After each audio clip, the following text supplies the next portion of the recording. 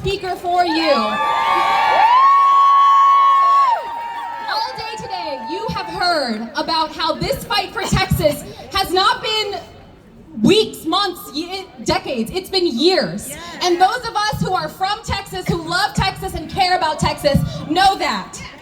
And one of my favorite things about our next speaker is that he's making sure that people outside of Texas do not discredit us, do not give up on us. This guy is a Texas fighter. I want you to give it up for Beto.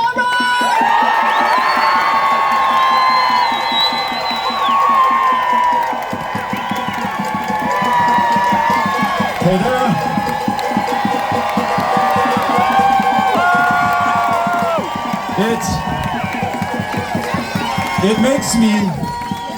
It makes me so happy to see so many of us here together today, because at this very moment, they are trying to break us. The lawsuits, the intimidation, the threats to imprison us, to remove lawmakers duly elected freely and fairly by their constituents from these positions of public trust that they are using right now, not just to fight for their constituents, not just the people of Texas, but each and every single one of us as Americans who continue to want to live in a country of, by, and for the people. They are doing this not because they are strong, those who seek to intimidate us and break us. They do this because they are afraid. They fear this power that they see here today. They panic because they realize if they are unsuccessful in this theft of the election of 2026 right now, in the summer of 2025, if they cannot maintain their purchase on power in the House of Representatives, then there will be a check on their lawlessness. There will be accountability for their crimes and corruption. There will be the ability, if Democrats hold a majority, to begin to move forward on an ambitious agenda, no longer transferring this country's wealth to the richest 1%, but returning it to the people who generated that wealth in the first place, working Americans and working Texans.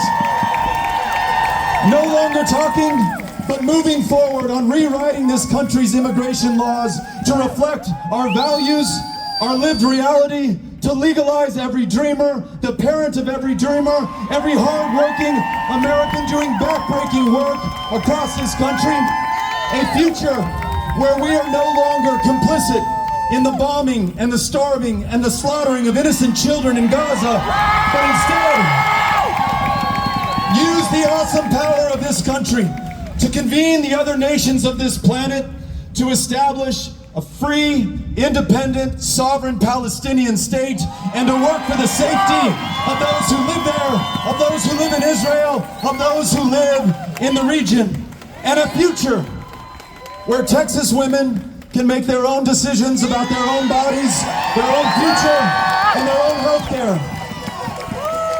Lest anybody think that this is impossible, I ask you to remember, in 1973, abortion was just as illegal in the state of Texas as it is today, but no one from outside this state rode to our rescue. 3 young Texas women prevailed upon an all-male United States Supreme Court to render one of the most important decisions in American history. Our message to Donald Trump, Greg Abbott, and Ken Paxton: do not fuck with the women of Texas or you will find out.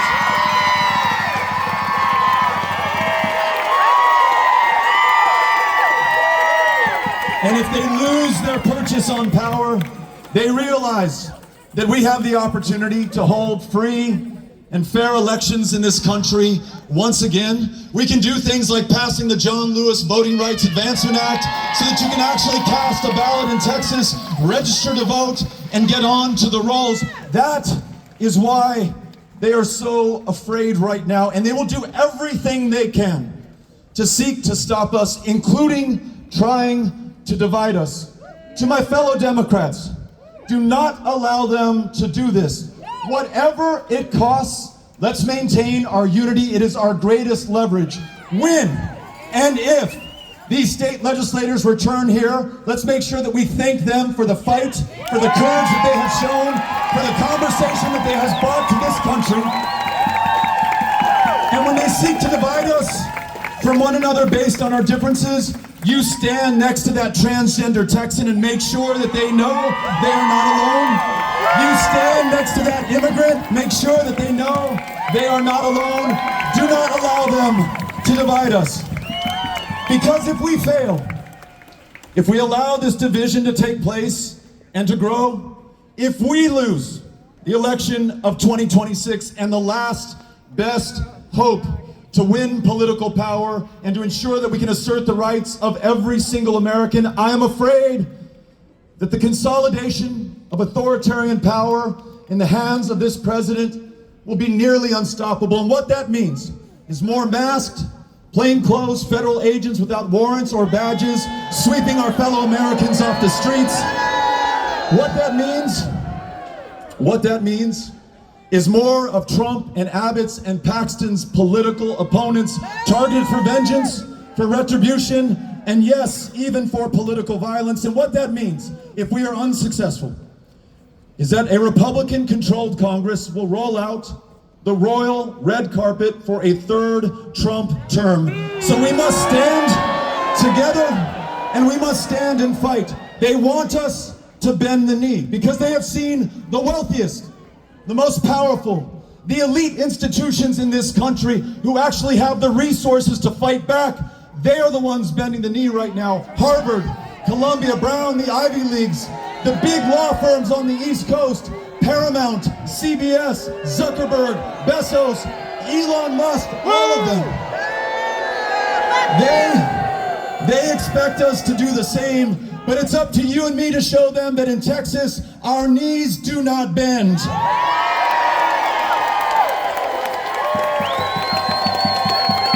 In fact, thanks to everyone who has joined this fight, we were able to make more than $1 million donation to the House Democratic Caucus, the Black Caucus, the Mexican American Caucus, and we are going to continue to fight, to raise, to organize, to register, to mobilize. We will fight on the floor of this House. We will fight in the courtroom. We will fight in the streets, door to door, meeting and registering and turning out those voters who are going to decide the outcome of 2026. Whatever the fucking maps are, we are going to win them in this state.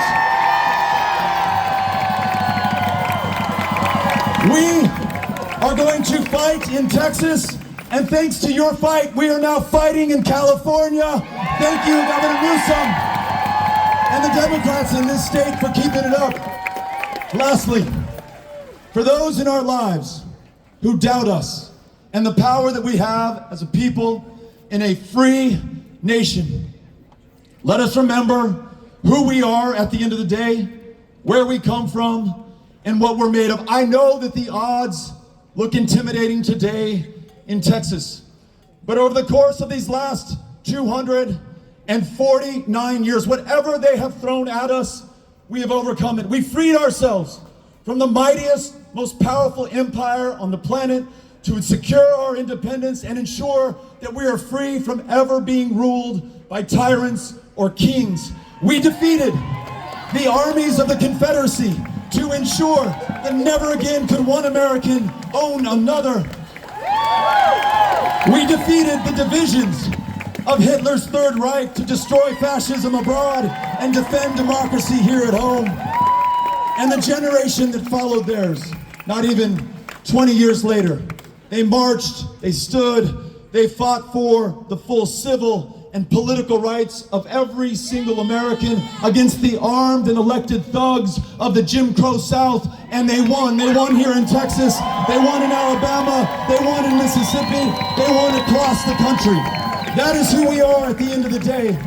And all of that service, and all of that struggle, and all of that sacrifice flows through those 249 years to us here today in Austin in the year of our Lord, 2025. And what we do with this great inheritance is going to define us in the eyes of history, and it will determine what is possible going forward. So I ask you Do not allow this moment to pass without a fight. Do what you can with what you have, wherever you are today and every single day going forward. Are we together on this?